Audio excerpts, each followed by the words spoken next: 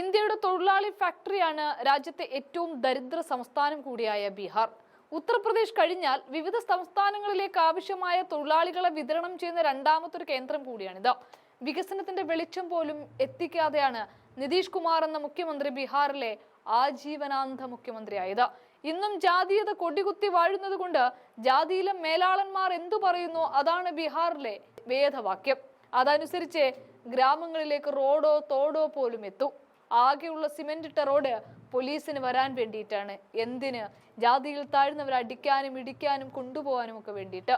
ജനാധിപത്യത്തിലേക്കും രാജ്യത്തിന് സ്വാതന്ത്ര്യം കിട്ടിയിട്ടും വർഷങ്ങൾ ഒരുപാട് കഴിയുമ്പോഴും തങ്ങൾ ആർക്കാണ്, എന്തിനു വേണ്ടിയാണ് വോട്ട് ചെയ്യുന്നത് എന്ന് പോലും അറിയാത്ത കുറേ ജനത. നല്ല സ്കൂളുകളില്ല, ഭക്ഷണമില്ല, വസ്ത്രമില്ല, പിന്നെയല്ലേ ഉന്നത വിദ്യാഭ്യാസം പോലും. ഇതാണ് സത്യത്തിൽ ബീഹാറിന്റെ യഥാർത്ഥ ചിത്രം എന്നിരിക്കെയാണ് നവംബർ 6-ന് നടക്കാനിരിക്കുന്ന തെരഞ്ഞെടുപ്പ് വളരെ പ്രാധാന്യമുള്ളതായി മാറുന്നത്. അവിടെ ഇന്ത്യ മഹാസഖ്യം തെരഞ്ഞെടുപ്പിനെ നേരിടുന്നത് ബീഹാറിന്റെ യഥാർത്ഥ ചിത്രം തുറന്നു കാട്ടിക്കൊണ്ടാണ്.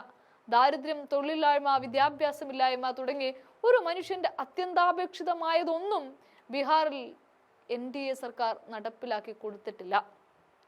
അവസാന നിമിഷം ആര് പണം അധികമായി നൽകുന്നു അവർക്ക് വോട്ട്. അന്ന് കുടിക്കാവുന്ന കഞ്ഞിക്കുള്ള വകയായല്ലോ എന്നേ ഇവർ കരുതുന്നുള്ളൂ. ഇതാണ് ബീഹാറിന്റെ മണ്ണിലെ ജനാധിപത്യവും വോട്ടവകാശവും. അവിടേക്ക് രാഹുൽ ഗാന്ധി രണ്ടും കൽപ്പിച്ചിറങ്ങിയത് നമ്മൾ കണ്ടു.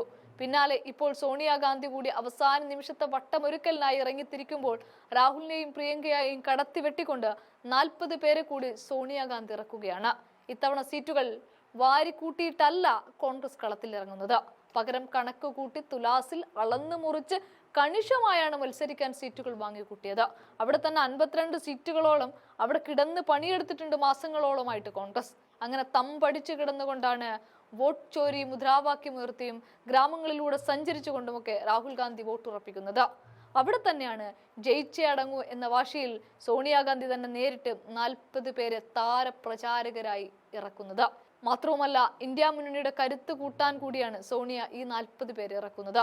പ്രസിഡന്റ് മല്ലികാർജുൻ ഖാർഗെ, മുതിർന്ന നേതാക്കളായ സോണിയാഗാന്ധി, രാഹുൽ ഗാന്ധി, പ്രിയങ്ക ഗാന്ധി, കനയ്യകുമാർ, സ്വതന്ത്ര MP പപ്പു യാദവ് എന്നിവരടങ്ങുന്നതാണ് ഈ ലിസ്റ്റ്. കൂടാതെ കോൺഗ്രസ് ജനറൽ സെക്രട്ടറിമാരായ KC വേണുഗോപാൽ, ഭൂപേഷ് ബാഘേൽ, സച്ചിൻ പൈലറ്റ്, രൺദീപ് സുർജോവാല, സയ്യിദ് നസീർ ഹുസൈൻ, മുതിർന്ന നേതാക്കളായ അശോക് ഗെഹ്ലോട്ട്, താരിഖ് അൻവർ, ഗൗരവ് ഗൊഗോയ്, മുഹമ്മദ് ജാവേദ്, അഖിലേഷ് പ്രസാദ് സിംഗ് എന്നിവരൊക്കെ പട്ടികയിലുണ്ട്.